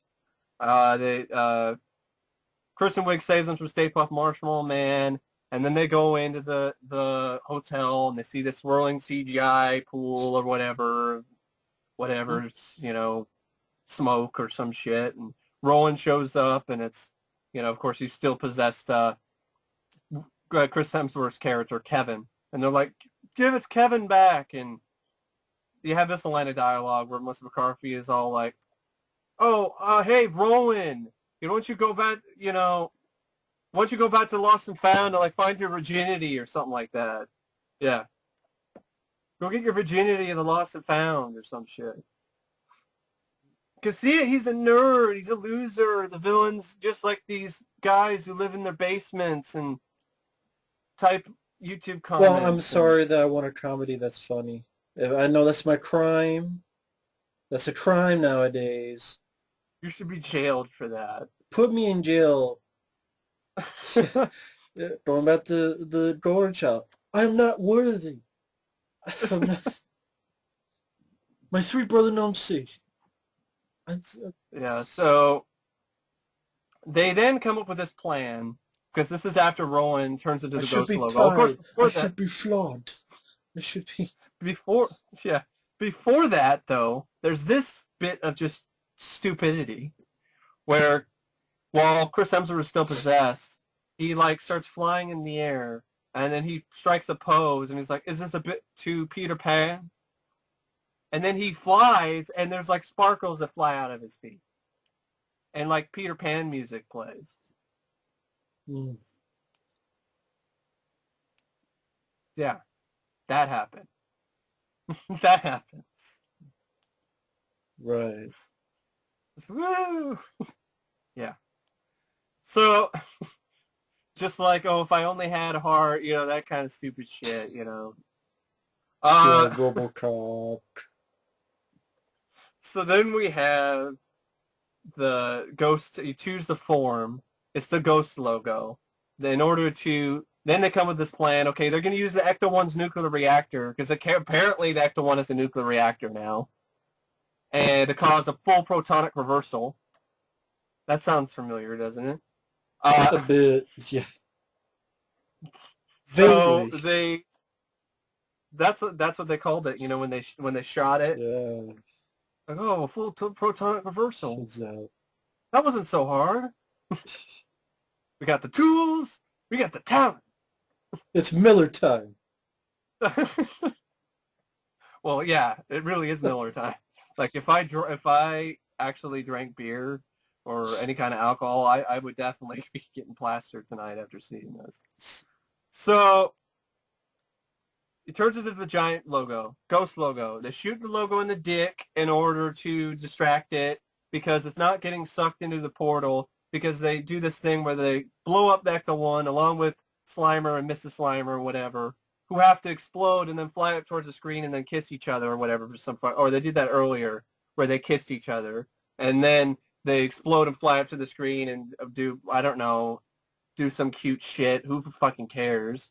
And then they get sucked up in with all the other ghosts. But Rowan, as the ghost logo, is too big and bulky to go in there. So, and for some reason when they blow this up, it causes what looks like exactly what looks like a proton stream to attach to him. So they have to shoot him. They shoot him in the balls. This is what they do. They shoot him in the balls to get him, to distract him, to get him to go into the portal and get sucked in along with all the other ghosts. But he grabs Melissa McCarthy, and we have this, what's supposed to be like, oh no, he grabbed her, and she's now stuck in there. And then Kristen Wiig plays hero and goes into the portal to save her friend. And I'm like, I could care less. And it's just a bunch of CGI nonsense, and I don't really care. Because I don't care about these characters. And then Tom Noonan shows up and says, bogus, and throws them both back in and gets pulled to the portal. Bye-bye, Frankenstein. Bye-bye. And then Kristen Wiig throws the teddy bear right for Frankenstein monster to catch. That's a much better movie, too. I didn't think about it. Yeah, it is kind of a horrible. It sucks everything up. Yeah, that is like the Monster Squad. And that movie's PG-13, and it's a lot edgier than this, and it's funnier, too. It's a better movie. Better everything. Wait for that day, the PG-13 reboot of Monster Squad by Paul Feig. Oh, it's coming. Some way, it's going to be remade, I guarantee it. Oh, and I think the word you're looking for is apocalypse. Apocalypse. That's the type of, it just repeats shit, and I hate that when comedies do that. Like, they seem to think that, oh, it was so funny the first time, I'm going to repeat it again, and then it's funnier, and it's just as funny, or I don't get it. I don't. I don't get it either, just everything. I think it's the Family Guy humor, where it's like, they have this theory that, oh, if a joke goes on long enough, it'll become hilarious again. Like, it'll be funny at first, and it'll stop being funny, then you'll laugh. But I don't like Family Guy. Yeah. I hated Ted. I don't fucking... I guess this type of humor just isn't my cup of tea. I guess not. This is what I call funny. I guess it... So... I know. Shane... Yeah, they get saved. They said the two friends save each other. They get gray hair for their efforts. Because they went into the other side. Oh, okay. And then there's, sort of jokes about their hair dye. Like Kristen Wiig later, they all get together and have some beers. And you have just more, the film just doesn't stop. Like you think, oh, it's over. And there's the awkward Ernie Hudson cameo. And they get the firehouse because the government gives it to them. And then it just keeps on going. And I'm just like, oh my God, just end already. What's all these fucking after credit scenes? There's one that literally shows the city of New York putting in lights in the city saying things like, I love Ghostbusters and XOXO and we love you. And yeah.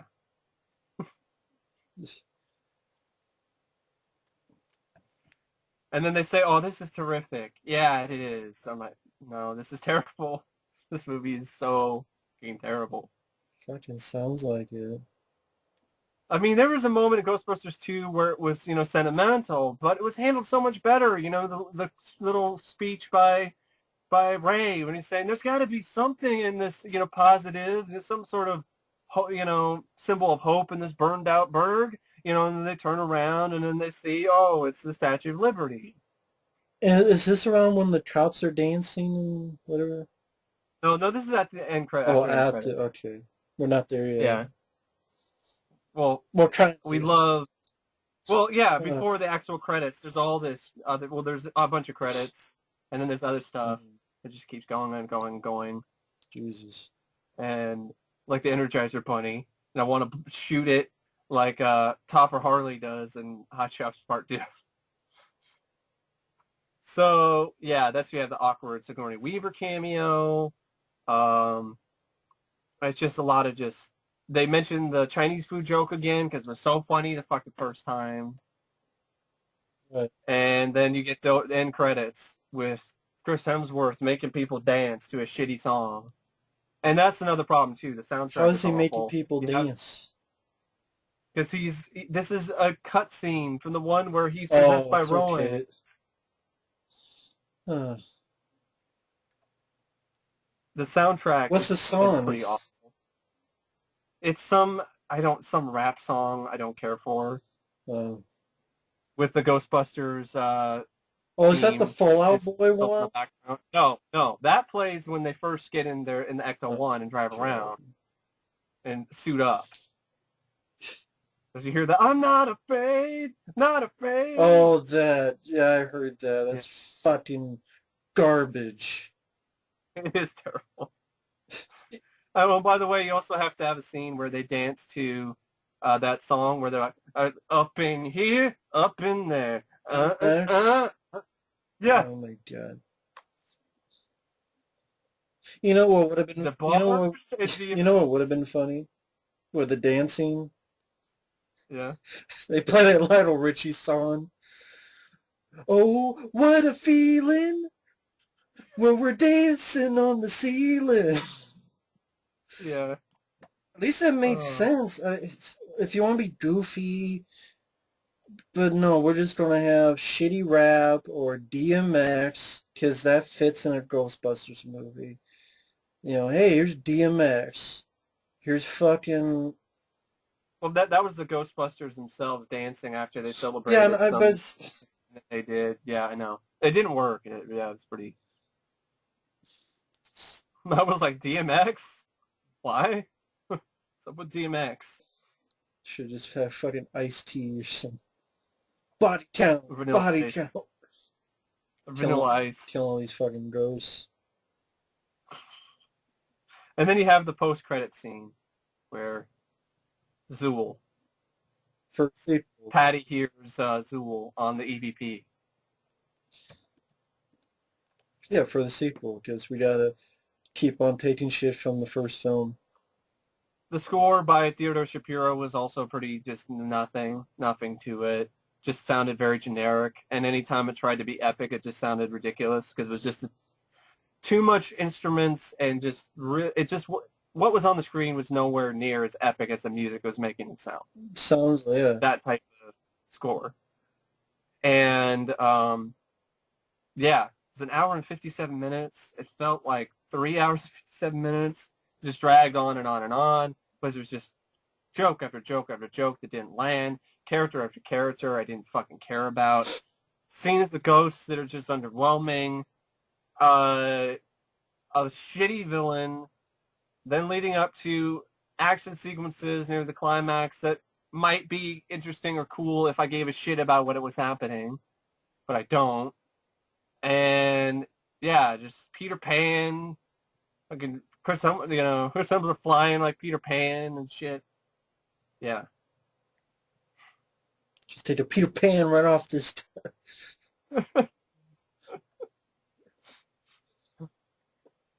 Yeah, I don't know. I'm pretty much. I'm all out of bubble. I'm all out of bubble gum. I'm all out of energy. I don't know what else to say about Ballbusters. If anybody out there is listening to this likes the film, that's cool, to each their own. I do not understand all the reviews from people saying, oh, it's not bad, but it's not good. Oh, it's not the worst thing ever. Oh, it's a decent summer blockbuster, or it's nowhere near as awful I'm as going to the ask you a people serious make it out. question, Mike. If you took this same film, same exact film, same jokes, and it starred Adam Sandler, do you think... It would be just as No, no, awful. no, that's not a question. Do you think the reviews would be rotten? No, I think they would be, absolutely. If you took the same movie, same effects, Adam Sandler, Kevin James, uh, Vince Vaughn, and Kevin Hart, Yeah, or whoever. this is about as unfunny But as if it old was those Bible or four in movie. the same exact movie, do you think it would be getting these good reviews? No, absolutely not. No way. It'd be getting Hell the no. reviews that Pixels did. Yeah. Is this what it sounds like?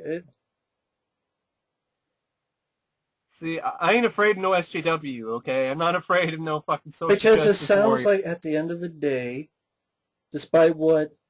Let's face it, there are people who are misogynists and just being absolute fucking Yeah, assholes. I'm And not on the flip saying there side, don't no, and then exist. there's the flip side where they're so uptight, up pucker, so tight that, put a lump of coal with a twist you get a diamond. Yeah. SJW, there's two extremes. We're in the middle, and I'm looking at Mike, and we're in the middle, and I'm saying a guy who saw a movie that at the end of the day, there's a comedy that's not funny. Bottom It line, isn't. throw out political, throw out Gender sexism, politics. throw out Yeah. all that. It's a comedy that sounds unfucking funny as fuck. Maybe I'm just too old for jokes about, oh, here's an EVP, it's a fart.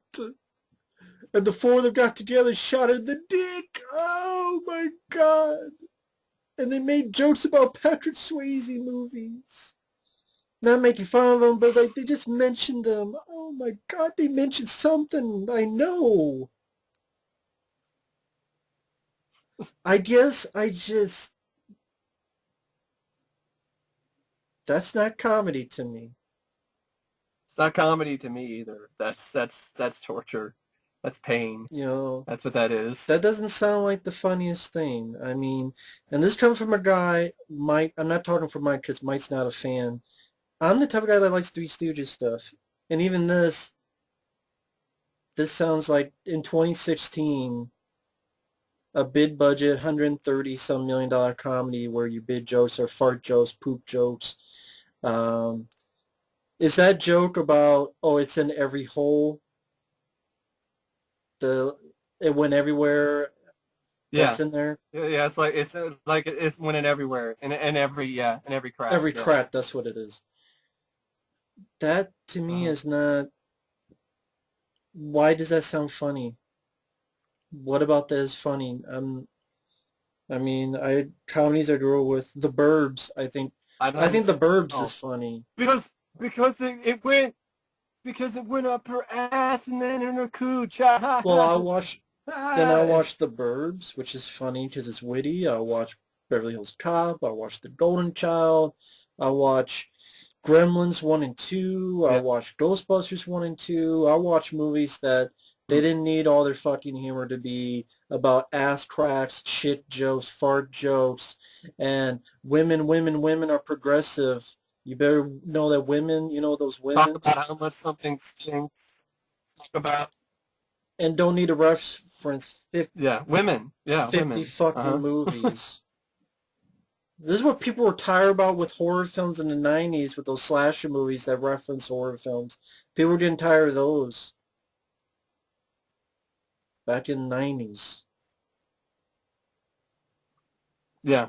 I mean, everything I hear might say, everything that I've seen, everything I've heard, sounds like a movie that's absolute garbage. Just like that people are, well, you still have to see it because you got to judge for yourself. You know what? That sounds familiar. Like back in 2014 when the Ninja Turtles movie came out, which was a horrendous piece of shit. RoboCop remake, Total Recall remake, Red Dawn remake, Poltergeist remake, and the list goes on. Nightmare on Elm Street remake, time and time and time again. Halloween. Halloween remake, the Hitcher remake, the Fog remake, and again and again and again. The upcoming Starman Yeah. remake. You see the trailers, you see the TV spots, you hear stuff from personal friends who you trust, who have a certain same sensibility as you do. Doesn't mean we agree on every single thing. We've said that many times in the No. past, but 95% we agree on, at least.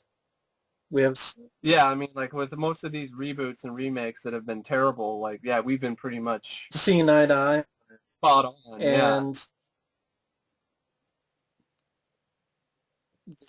And I know people are like, oh, you just wanted to hate it. Trust me. The last thing I want is a movie to be as bad as I personally felt this movie was.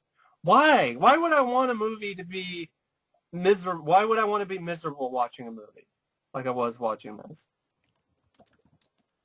Why would I want that? I don't. I didn't. I wanted it to be just mediocre. you thought World War Z would be bad?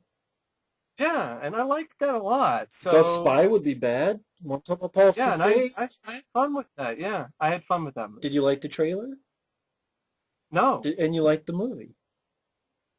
fuck, I even like Tammy more than this, and that gets worse reviews. That had a heart to it. This didn't. This just felt. This did. It felt like Sony was advertising to you, trying to be like, "Hey, make this a franchise, damn it."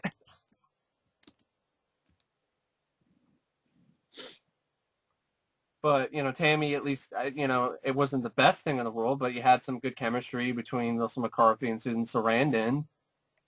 There was none of that in this movie. But fine. If you like it, that's cool. I don't get the overwhelming amount of just support. It seems like from some critics and stuff like that for this. It just seems like, and it's overly defensive too. It's all like, yeah. Sorry, go ahead. it's all overly defensive, like, oh, you man babies or whatever, or you just, like this one at the Collider where this guy's trying to act like, oh, this movie, it loves the franchise more than you claim to. And I'm like, what? This movie shoots the franchise in the dick, literally. Literally, in the dick. It shoots the logo in the dick. How is that respect? How dare you hate a movie that has EVP fart jokes? How dare you, Mike? Because it has women. Which I don't get. So what? Fucking Blood Rain has a woman lead. That doesn't mean it's a good movie. Yeah. It's a shitty film. I agree. This would have been shitty if it had a male cast. Doesn't matter what's swinging or not swinging in between. Howard the Duck stars a woman. Yeah, I like Howard the Duck more than this. I was just saying, that stars technically does star a woman. That's the main human Leah lead. Thompson. That's considered one of the worst films ever. So, give this women fucking thing. It does seem like, and I know conspiracy theories, whatever. It does seem like some people were paid and gotten laid, and hopefully they got laid. Yeah, I mean, I don't know about that. Sounds like Sony. I don't know either, but it just, some of the stuff reads fishy. It just reads really fishy. Like some of the reviews I've seen, most of it is just posturing and defending and just ranting and raving about the controversy, about the sex. You know what? And not much of an actual criticism. I don't think they were paid. I think it's just fucking critics. Well, fucking critics gave The Dark Knight Rises like a 92, 90-some%. Yeah. But they were afraid. It's because they were afraid of those internet trolls. giving them death threats. I think some of the people were. I really do. Fu- I don't know Fucking why. Jurassic World was praised. Yeah. Fucking, I'm sorry, The Force Awakens is not a 92% awesome, fantastic movie. I don't agree with That's that. my And I opinion. like it more than he does. Yeah, And I don't think it's a Mike didn't 92%. mind the film, even though people assume he hated it to death considering the comments he got. And the just insane amount of Even though he dislikes and didn't like his mind family the film, but members. I'm the one who hated it, but they went after him more, it seemed. I got my number too, so. Yeah, 75% just doesn't. If you look at some of the reviews, there's one that's a splat and the one that's fresh that have like almost the same thing. Like, oh, it doesn't have the magic of the original and doesn't work too well. I'm like, why is that a fresh review? At the end of the day, though, I've seen one that was like a 1.5 out of 4. Like, how is that fresh? at the So it seems like their aggregating at, system, what they're doing to create the percentage is at the just same not time, it working. doesn't matter what the critics say. It Just you doesn't look matter. back on history. They hated The Thing. They called John Carpenter pornographer of violence. Yeah, and they said, one person said, he, this is a guy that should never direct sci-fi horror films. He should direct traffic accidents. Yeah. And Well, I think that's reserved for Paul Feig. You should not direct sci-fi action comedies. He should direct traffic accidents. hell, And yeah, it's his personal opinion, and I understand Cisco that. Neighbor It's gave I, I Speed 2 thumbs up. It's every fucking thing. it's and Ebert gave a thumbs down to Die Hard. So The point is, folks, who gives a shit what critics say? yeah, Just because critics love it doesn't mean it's a good movie. make up your own mind. And even when it comes to this movie, if you're curious about it, you want to give it a look, and you actually genuinely want to see it, and you end up And I liking it. don't, That's because I cool. know I'd be wasting my fucking time and money. Even seeing it for I agree. free online, I'd be wasting my time. Because everything Mike said, I picture in my head, and I go, that's not a movie for me. I'm sorry. And that's fine. You're entitled to that too. So now I can safely say the movie sucks. I mean, I said, and not just because, you can't say anything because you didn't see it. I saw it, and it had a lot of shit in it that was so bad it'll turn you white. They'll still just say you're sexist or you hated it from the get-go, and the movie could I do know. anything and you wouldn't change your There's no mind. way. There's no way Yeah, to there's win, there's so there's no way to win. It's a battle. Not I can't win, but yeah. still doesn't change the movie from sucking ass. I don't know what else to say about Ballbusters except you can go fuck itself. Get sucked into a black hole or into the And portal, yeah, whatever Mike dimension. had messaged me and said that he was going to see this film, and then when he saw this film, it's like, hey, kind of like, can we talk about it? So I'm like a counselor, and Yeah, he's a good counselor. It I helps definitely makes me feel a I little bit like to better. listen. Also helps me get my thoughts in order. For the actual review, which you'll hear a lot of the same Which you'll see things. that on It's his just channel soon. yeah. I'll try to get it up tomorrow and on Friday or whenever this is posted. It might be Friday too, so same day, uh, or Saturday or whatever. But yeah, I'm gonna go watch Ghostbusters 2 as soon as possible. Remind myself of what a good Ghostbusters movie looks And like. just remember, for the last thing, Melissa McCarthy in the sewer, naked, saying, "Sometimes I talk to God." And sometimes I bust some ghosts, and I shoot ghosts in the balls. The Is guilty this must, it? the Is undead this must be punished. punishment? Is this a Ghostbuster? Take care. Have a good night. Bye bye. See ya. Bye.